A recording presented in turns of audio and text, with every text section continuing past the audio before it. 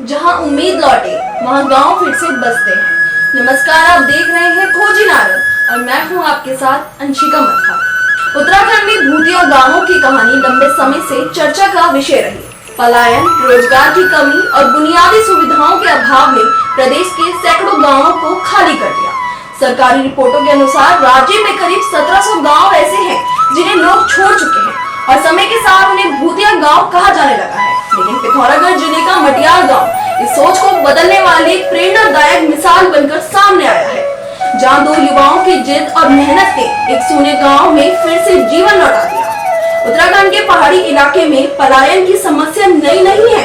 रोजगार के अवसरों की कमी, सड़क, स्वास्थ्य और शिक्षा जैसी सुविधाओं के अभाव ने लोगों को शहरों की ओर जाने से मजबूर कर दिया गया है।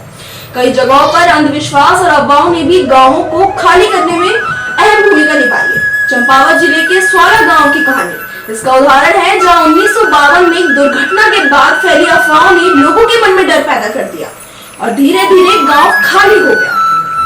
इसी तरह कई गांवों में लोगों के जाने के बाद जमीन बंजर होती गई, गांव वीरान हो गए। ऐसा ही एक गांव था पिथौरागढ़ का मटियाल गांव। करीब 2 दशक पहले यहाँ लगभग 20 परिवार रहते थे। लोग खेती बाड़ी करते थे और गांव में जीवन सामान्य था। लेकिन समय के साथ रोजगार की कमी और सुविधाओं के अभाव ने लोगों को गांव छोड़ने पर मजबूर कर दिया। सड़क और अन्य सुविधाएं पास के गांवों तक पहुंची तो बचे हुए परिवार भी वहां बस गए। 5 साल पहले गांव का आखिरी परिवार भी यहां से चला गया और मटियाल को भूतिया गांव कहा जाने लगा। साल 2020 में कोविड लॉकडाउन के दौरान इस गांव की किस्मत बदलनी शुरू हो गई। मुंबई में एक रेजदार में काम करने वाले विक्रम सिंह मेहता और पानीपत में ड्राइवर का काम करने वाले दिनेश सिंह अपने गांव लौटे। गांव की वीरानी देखकर उन्होंने यहाँ से फिर पलायन के बजाय यहीं बसने का फैसला किया। लोगों ने उन्हें समझाया, भूतिया गांव की कहानी सुनाई, लेकिन दोनों ने हालात बदलने की ठान ली। उनका मानना था कि गाँव में पानी, उपजाऊ जमीन है, बस मेहनत और सही दिशा की जरूरत है। दोनों युवाओं ने अनाज और सब्जियां की खेती से शुरुआत की, लेकिन इसके लिए उन्होंने मुख्यमंत्री स्वरोजगार योजना के तहत करीब 1.5 लाख रुपए का ऋण लिया। मेहनत रंग लाई और खेती में मुनाफा मिलने लगा। इसके बाद उन्होंने पशुपालन शुरू किया और गाय, बैल व बकरियां खरीदी। धीरे धीरे गांव में फिर से गतिविधियां शुरू होने लगी।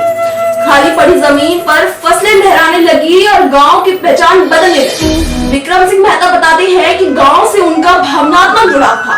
बचपन की यादें और यहाँ की उपजाऊ जमीन ने उन्हें वापस लौटने के लिए प्रेरित किया। उनका कहना है कि अगर गांव में रोजगार के साधन तैयार किए जाए तो लोग वापस लौट सकते हैं। उनकी मेहनत को देखकर अब अन्य परिवारों का भी यहाँ भरोसा लौट रहा था और कुछ परिवार फिर से मटियाल गांव में बसने लगे।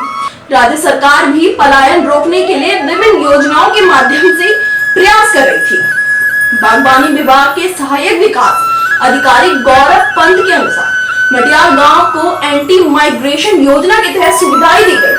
सरकार का उद्देश्य है कि पलायन प्रभावित गांवों में स्थानीय स्तर पर रोजगार के अवसर विकसित किए जाए, ताकि लोग अपने गांव में रहकर ही आजीविका कमा सके। आज मटियाल गांव सिर्फ एक गांव नहीं, बल्कि उम्मीद और बदलाव की कहानी बन चुका है। 2 युवाओं की मेहनत ने यह साबित कर दिया कि अगर गांव संकल्प मजबूत हो तो भूतिया कहलाने वाला गांव भी फिर से बच सकता है। मटियाल की एक कहानी उत्तराखंड के अन्य खाली हो चुके गांवों के लिए भी प्रेरणा बन रही है, जहां लोग अब पलायन के बजाय अपने गांव लौटकर नई शुरुआत करने का सपना देख रहे हैं। इसी संदेश के साथ मैं अंशिका मधवाल आपसे विदा लेती हूँ और अधिक खबरों के लिए देखते रहिए खोजी नारद। धन्यवाद।